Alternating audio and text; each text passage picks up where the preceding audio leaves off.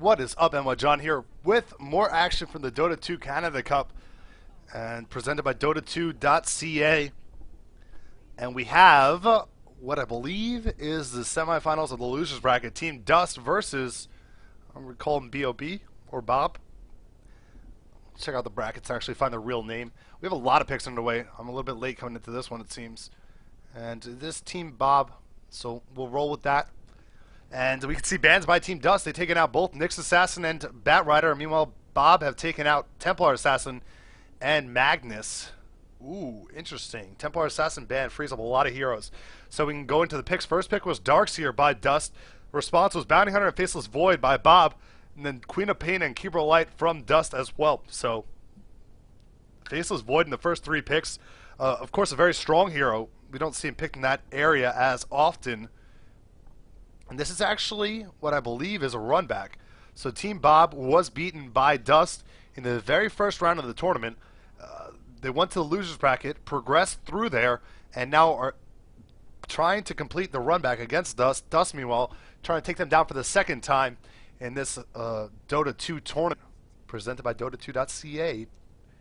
And Nightstalker is going to be their third pick. So Nightstalker, Faceless Void, Bounty Hunter, similar to what we saw last game from Team What Happened, where they ran Bounty Hunter, Nightstalker, but Sven as their top three. And definitely has some similar uses and utility. Faceless Void, more of a team fight hero that scales better into, well, doesn't scale better necessarily, but is better in later phases of the game. Sven, really strong off the get-go with God Strength. But Faceless Void, of course, can work wonders. Against Faceless Void, you got to look for Yules. It's a really crucial item. We don't see it as often as I wish we would. If you're able to toss him up in the air while he's in his ultimate, it wastes a lot of time, and it really takes advantage of him. We see bans coming out. Undying's going to be taken out by Team Dust. Curious to see that no one picked him up, since he usually is banned out and was left alone for the first stage of picking.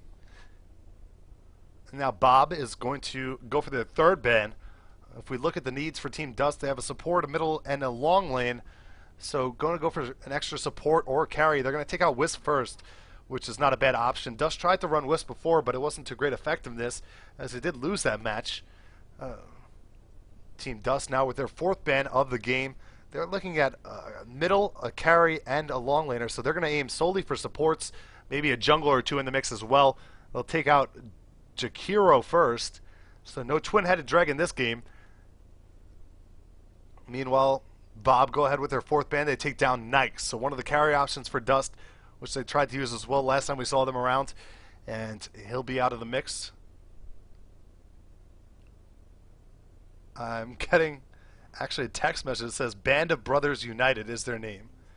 So thank you. Shout out to Around Surviving for providing me with that knowledge. And we see a fifth ban from Team Dust is going to be Shadow Demon. Meanwhile, BoB going to take out Conka. Ooh, Conka ban.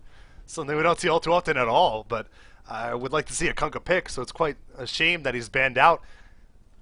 And we're looking for a fourth pick for Team Dust. So they're looking for a carry or another support, potentially a jungler. We saw Nature's Prophet run in the last game. Of course, a good option for the jungle since he's so effective at ganking, coming in a big way, making something happen in any lane around the map. Question is he good against Nightstalker? Nightstalker able to silence him, prevent him from TPing out. Also able to deal a lot of damage to him, as Nature's Prophet early on in the game is very squishy. So they have to keep that in mind. There's the option for going something like a Chen, an Enchantress, or an Enigma, which all three junglers in the pool, and they're actually going to pick up Enchantress here. So Enchantress, the option at the jungle that has a good amount of survivability, but also a lot of damage output. Her ganks are very effective, of course, and can push well. So a little bit different, varies from Chen in terms of that damage output and Chen's ability to kind of sustain his team. But Enchantress should work pretty well with Keeper of Light and whoever they want to throw as a carry in that lane. Meanwhile, we're waiting on a pick for BoB.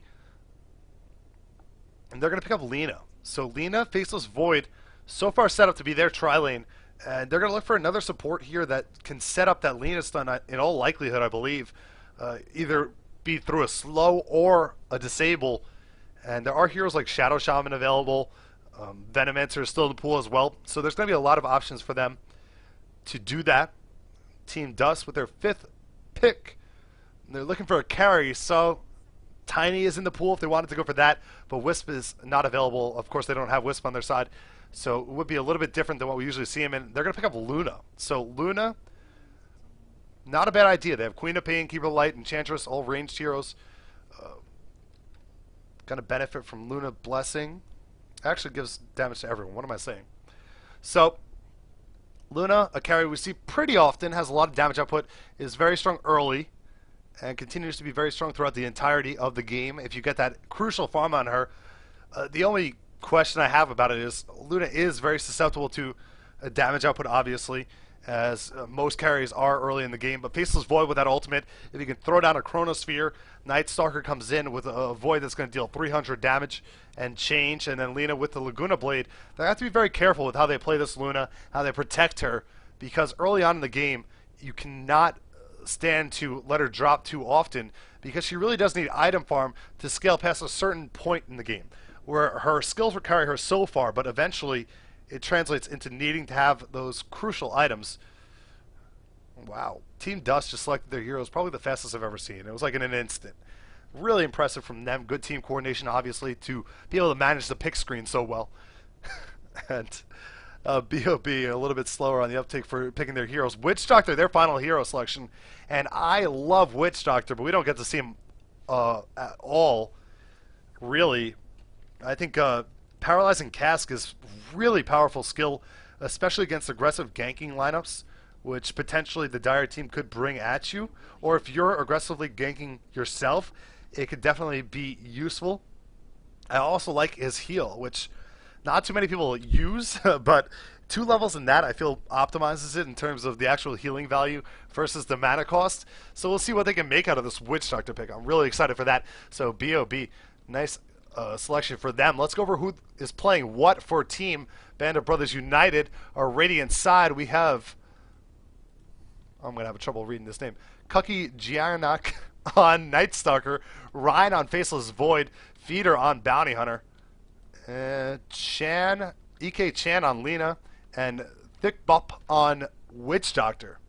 Meanwhile, for our Dire team, Team Dusk Gaming, Zaxarok on Luna. We have Samax on Keeper of the Light, Hero on Enchantress, Pimulets on Queen of Pain, and that leaves Bagels 26 on Darkseer, solo long lane.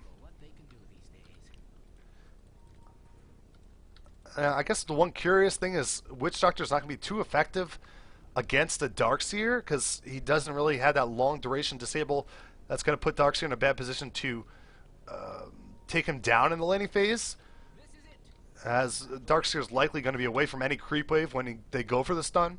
But perhaps if they can time it very opportunely, they can make the most out of it. A sentry is popped, and Feeder's actually caught up here on the top lane. Illuminate flies off. Do they have enough damage to finish him off? They're going to need 2 more hits. Down he goes, first blood instantly by Zaxarok. And what a huge play by Keeper of the Light. They see him take up the invisibility rune and just roll him. Dusk Gaming. Next level play up there, and all the credit in the world to Samax for having those crucial sentry wards and just wisely done there. And that's going to be a nice little lead for them on that lane, and it's really going to be difficult for Bounty Hunter to get anything going up there from here on out. Middle lane, Queen of Pain versus Night Stalker, a lane that usually would assume would be in Queen of Pain's favor. We do see Shadow Strike fly off now. She's missing a last hit or two, or actually she picks it up. Don't let me doubt her. And she's going to be able to apply a lot of harass damage. Let's bring up our last hits and denies, and we can see that we have a pause. So Samak from Dust is going to pause for a moment here. That's an opportunity for me to shout out Dota2.ca.com. Oh, not .com, but I naturally want to say .com on any website address. So Dota2.ca. And they're trying to figure out why we have a pause. It looks like they thought it was orange, but it was a speck. So a little bit of a mishap, but not a big deal at all. And so we got through the pause really quickly, and we're back into it. So as I was mentioning, this lane probably going to favor Queen of Pain a little bit. Night Stalker's silence during the day, not too powerful. If Queen of Pain overextends, perhaps blinks in onto him, Night Stalker will be able to take full advantage of it, but probably won't see that happen. She's going to be very conservative, just try and keep him off of the wave, dealing that extra chip damage. He's taking some hits from the creeps here, and his bottle will come out to him first before Nightstalker can get his. Nightstalker spending a good amount of gold, so he's only halfway there or so. Meanwhile, on the bottom lane, let's check out what level we have Darkseer at. He's still level 1. He's picking up about half a level, so working towards that level 2, of course. Ryan taking some damage from this Ion Shell. And it's a very bold move by Darkseer to pick up a level 1 Ion Shell. I'm not sure why they haven't tried to take advantage of this. I mean, this could be a good opportunity to get a kill on Darkseer. We saw their long lane solo bounty hunter drop early on, and this could be a nice little rebuttal for them. And the blink alone from Faceless Void should set up a stun from Lina, as well as the paralyzing cask would do enough. They're going to push him off the lane pretty heavily now. A very bold move by Bagels to not pick up that surge at his first level. Now we see another Shadow Strike fly. Typical build on Queen of Pain, 1-1-1 at level 3. Nightstalker's going to take some extra harass damage. She did obtain the rune, which was invisibility. And now we do see Darkseer once again playing very... Oh, but they stacked the stuns. It's still going to be enough to take him down, probably. Darkseer going to get hit here and finished off. So just as I mentioned before, a very cocky move, but to contest the pull as well, that was almost silly in some regards. Bagel putting his life on the line there, and he ends up paying for it. I mean, I saw that coming from a casting perspective, so he, probably being a better player than I, should have seen that coming as well. But a little bit of a mishap, and we'll see how he can rebound from it. He needs to get that level 2 and get that surge out. That's going to be pivotal for him. Samak, meanwhile, going to pull onto what looks like a double stack. Yes, it is. So denying some extra creeps. Bounty Hunter's picked up level 3. So Bounty Hunter, after giving up first blood, is for all intents and purposes faring better than Darkseer is. So that's a little bit surprising. Queen of Pain, meanwhile, is going to actually get a haste rune down here and has full rune control. So this is really nice for her. It's going to allow her to control that lane pretty effectively as she moves back towards the middle. She does have courier flying out to her. Will be delivering her boots. And we do see a rotation coming from Darkseer. Level 1 Darkseer is going to actually jungle on the weak neutral camp. Cucky Giant is actually backing off a little bit. Not sure. He's pretty far back. I wonder if it's because he knows that Darkseer is missing, but a level 1 Darkseer doesn't pose all too much of a threat. He's probably just more concerned about Queen of Pain with that haste. No, she out-regens him pretty easily. And I'm not sure why he's not ferrying this bottle. That probably would be a decent idea at this stage of the game. 4 minutes, the rune does spawn bottom, so he could contest if he'd like. He's going to walk forward, actually look for a top, and now into the lane comes Darkseer, but Darkseer picked up level 2 from fighting small camp, and he will survive. And we do also see that Witch Doctor has opted to pick up his Maledict and not go for the Voodoo Restoration, which I mentioned I liked before. And now contesting the rune, it looks like Nightstalker gets picked off by Queen of Pain here, and that's a huge kill for Quap, as Quap now popping level 6 as well. Not looking good for Nightstalker in that middle lane, as we do see he was leading in CS, but dropping early on to a death really stunts his farm. And now Queen of Pain coming to the bottom lane, going to try and make something happen. Is spotted off by Faceless Void. The supports are going to try and retreat. Excuse me, not Faceless Void. Witch Doctor spotted her off. And now Queen of Pain is going to get hit by a Dragon Slave chained up. And Queen of Pain may drop here as the curse is used on her as well. In comes Ryan with one more auto attack. Will do the job. She pops off a Sonic Wave, but it's not enough to kill off the Faceless Void. And wow, a huge misplay there, getting stunned off and chained. Ends up dying for it. And she didn't bring her illusions with her, which is a little bit curious. I suppose they would have allowed the cast to bounce more in if she was unfortunate. So it does have some logic behind it, but that gank just didn't go right for her. And I mean, there wasn't much for Darkseer to follow up with. So I'm not sure what her true plan was. Middle lane, though, she's applying a lot of pressure to Nightstalker again. She's going to have another Scream Up in a moment. Has to be careful to blink on him, though, as she is low health herself. Meanwhile, let's check out the top lane. Zaxxarok on Luna is leading the way in the game in terms of CS. 30 for 12. Also have to take into account that Enchantress is getting free jungle farms. So a lot of times we fail to understand the severity of that. But, you know, anytime a hero's getting uninhibited farm, it really is going to be very impactful in the game. Haste Rune now acquired by Nightstalker. He's going to run and try and man up onto Pimmelitz, but he needs to be careful, as if she pops out of here, she's going to have enough damage to maybe take him down, but she won't. As she's taken down, it's nighttime. The silence lasts long enough for the kill, and now NYJohn is going to just turn around and keep doing work onto Keeper Light. In fact, he's going to pop another Void and continue the damage. Hero's not level 6 yet. He's only level 4, almost level 5, so not going to let any of those impetus fly. And wow, really good turnaround by Nightstalker there, picking up a couple of kills. And now Nightstalker, after having a tough time in the middle lane, dropping down first to Queen of Pain. He's poised for a really strong first night, and we'll see exactly what he can make from it. He has to be careful, though, going towards the top lane, where Luna is now level 6. So Eclipse is ready and available if he tries to gank her. Bounty Hunter not quite level 6 yet, so he can't do much in terms of supporting him except for a little bit of damage.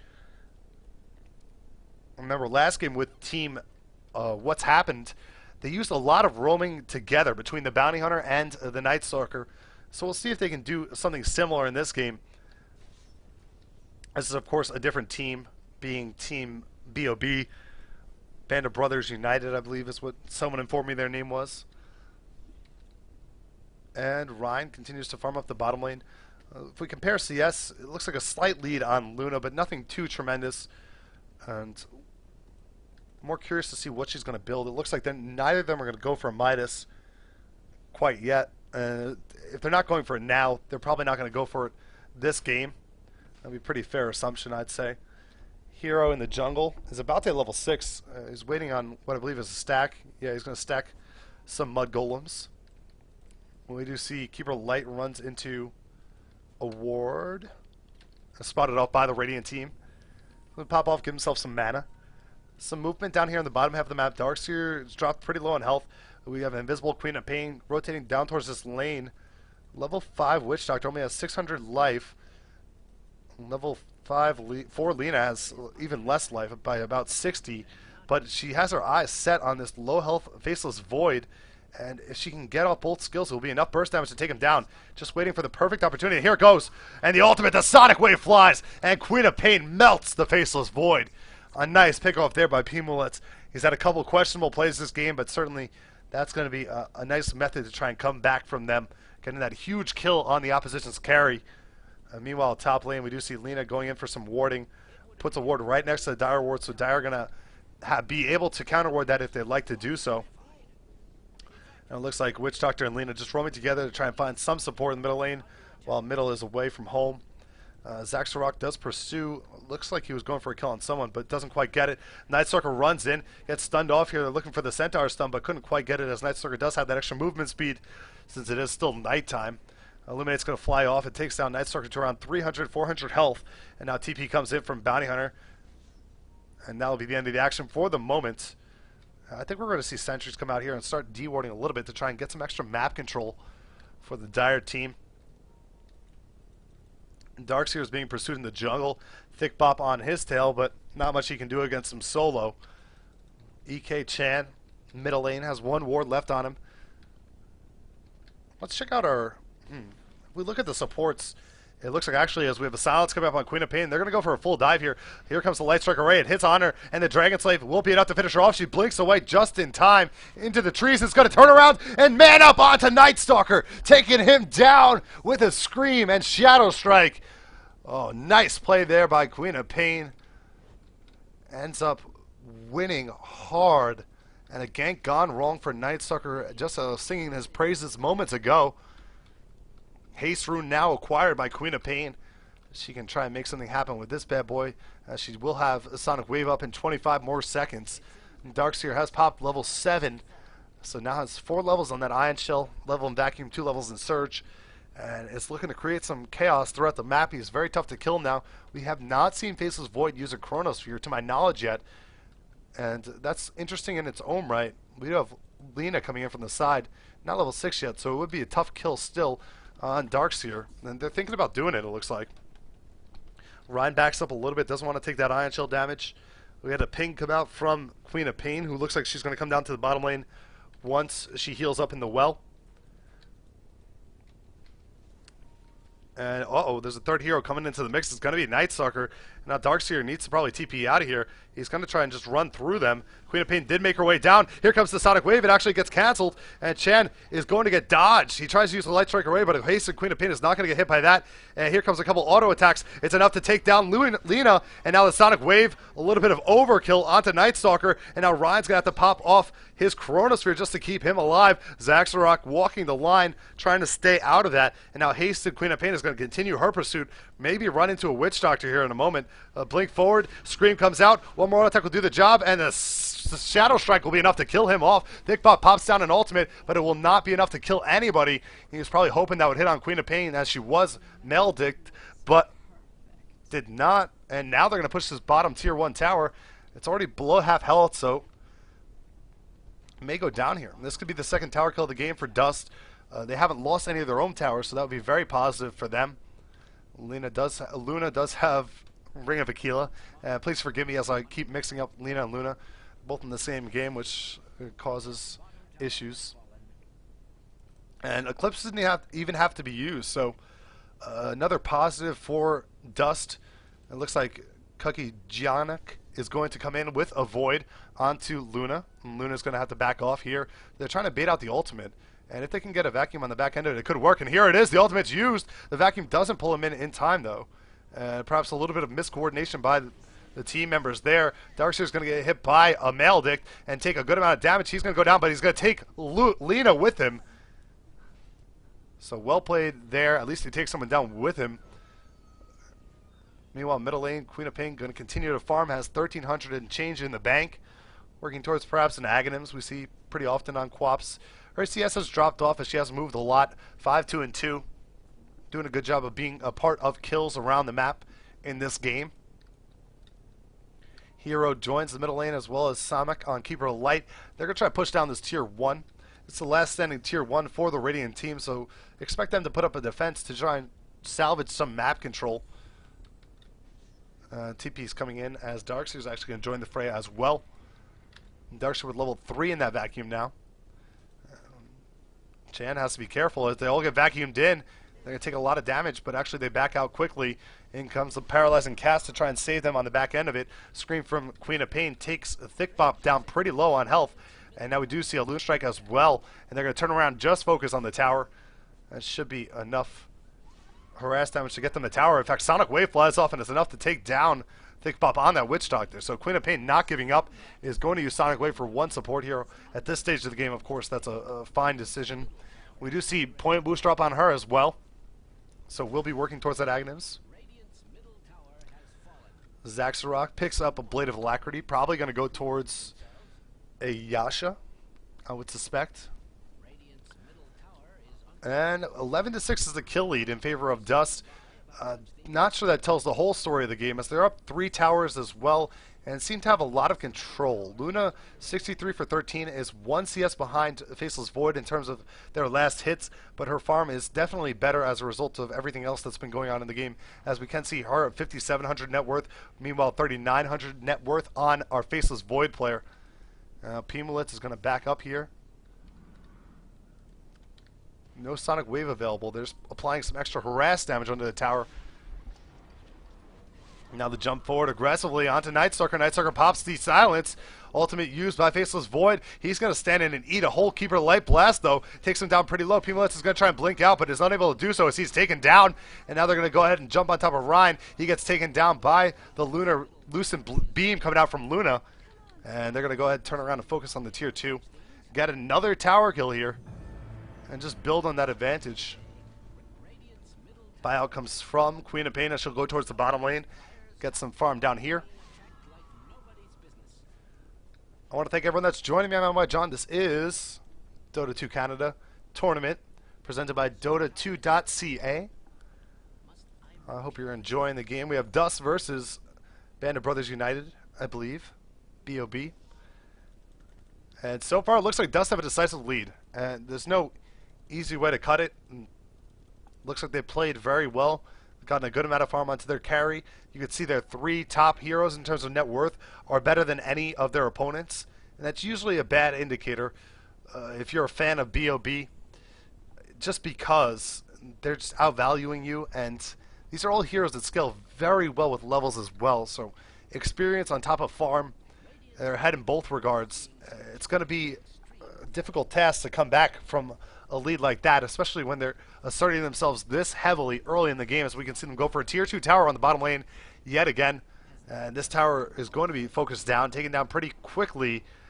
No real commitment to defense, as they are there physically, but not ready to try and jump in and create a big team fight. It would be difficult to team fight against the Darkseer in that situation. Interesting blink forward by Queen of Pain. Goes for the Sonic Wave, sacrificing herself for a kill onto Lina, and now Bounty Hunter picks up that Queen of Pain kill, so some track gold coming out for him. That's a positive. Night Stalker, meanwhile, though, trying to dodge out of here, but he's going to get taken down by the last hit from Luna. Faceless Void, meanwhile, is able to pick up his Maelstrom, and it looks like the Dire are set on draining down this tower's health. So they're going to do some work here. Yasha has been completed on Luna. Luna did pop her ultimate, so perhaps an opportunity for Bounty Hunter to come in here. Oh, actually, a really nice Chronosphere is going to catch 4 in the middle of it. And now they're going to try and take down Hero first. Oh, and he goes down pretty quickly. And they turn around. They do a good amount of damage to Rhine, though. And it looks like that'll be the only kill they're able to get, as they do drop a Maledict on top of the Darkseer. So perhaps I spoke too soon. He's going to go down as well, and with no casualties. So a couple of nice kills there. They don't lose at tier 3 or anything along those lines. So a positive gain there for Team BoB. Meanwhile, Queen of Pain farming up the middle lane. She's about 1,800 gold away from finishing off her Aghanims, which certainly would cause a lot of trouble for the enemy team. Her burst damage will be very high once she adds that Aghanims onto the back of it. And the cooldown reduction, of course, is tremendous in its own right. And Zaxrock going to continue to farm as he retreats back towards the Ancients. Keeper Light picking up his Boots of Travel. So you know you're in an advantage when your Keeper Light decides to go for a luxury item like Boots of Travel. And certainly he'll try and make the most out of those with split pushing on occasions. And it looks like they may try and go for a Roche. They have a lot of map control.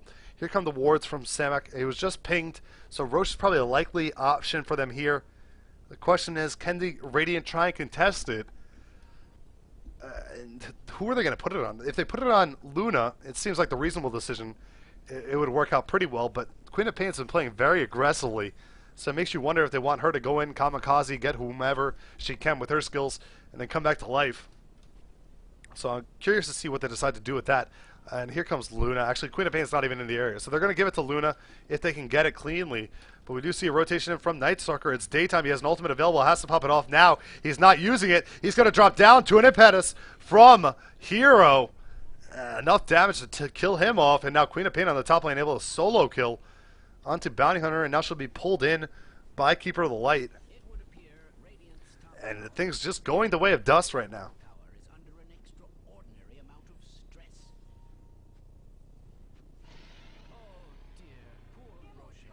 And there we go. Age is picked up by Luna. And possibly team push now as they look towards the bottom lane where Queen of Pain is in pursuit of Rhine. But Rhine has to pop off a Chronosphere to stop her from killing him off. And I mean, you have to do what you have to do, but that's a big loss for them as they're trying to find an uphill battle. Chronosphere, one of the better abilities to prevent the pushing and give yourself some better footing in terms of the team fight. And not having that for 70, 88 seconds, it's going to be a tremendous loss right now. So we'll see what they can make of it without that ability, as surely Dust are going to bring the pressure down here now. Darkseer has finished off that mech. It's working towards, looks like will be a pipe eventually, a hood first. So maybe that's the reason why Keeper of the Light was afforded the luxury of picking up some Boots of Travel, because Darkseer already taken care of the support utility items. Enchantress is working towards her Aghanims. She's 500 away. Queen of Pain just finished up her Aghanims, but can't get it to her quick enough. Oh, actually, wait, it's already on her. What am I saying? Excuse me. So, everybody seems poised and ready for this team fight on the Dire team. Meanwhile, they just need to buy time on the Radiant side to try and get that Chronosphere back up. We do see Void coming in. He uses a Void onto Hero. Impetus misses uphill, so a little bit fortunate for him that that does not connect. Chan's going to take a good amount of damage. Vacuum in. It's enough to take down Lena right off the bat. A nice paralyzing casket is going to stun off a lot. Keeper Light gets a kill on Bounty Hunter. Luna takes down Faceless Void and Witch Doctor and Night Stalker. A triple kill for Zach Zurak on Luna. And that's going to be a wrap. They're going to mow right through this Rax here. 5 heroes dead to none.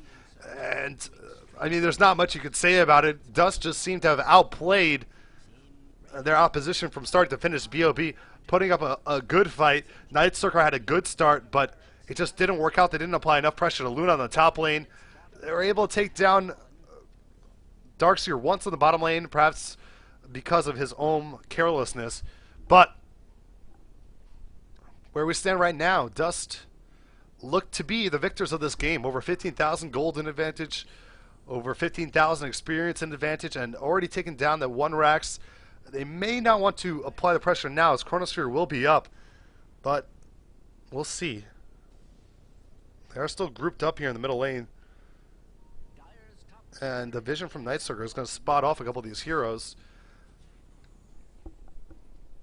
I don't believe they have an Eclipse available, so Eclipse is down for 80 seconds. So last-ditch effort for Band of Brothers United, and Illuminate flies off. Trying to focus down the tower as best they can. Hero Impetus going to hit for a good amount of damage onto the Witch Doctor. Kucky Giannic is going to retreat to the high grounds. No one wanted to get caught off here. It's going to come on the back end of a Darkseer vacuum. 8 seconds till the next one's up. And if he gets a good vacuum, gets a good wall, very well could be an official wrap. And here we go. He drops down. The Chronosphere ultimate popped off by Witch Doctor, but the vacuum's going to stop them both. One hero does drop. Luna does drop as well, but she still has the Aegis, and they've already taken down 3 with a huge Sonic Wave from Queen of Pain. Now Queen of Pain jumps on top of Night Stalker. Night Stalker's going to drop to one more auto attack. Down he goes, and now Feeder's the last man standing, and he'll drop before he can even finish off the Queen of Pain. And that's going to be a wrap. GG called by BoB, Band of Brothers, and Dust are going to take the victory here, move on to the losers bracket finals, I believe, and try and stake their claim for a victory in this Dota 2 Canada tournament presented by Dota2.ca. Thank you for watching. I'm NYJohn. Shout out to Hero for getting me to cast these around Surviving, for getting me to say the right name for BoB, and of course Dota2.ca for allowing me to cast.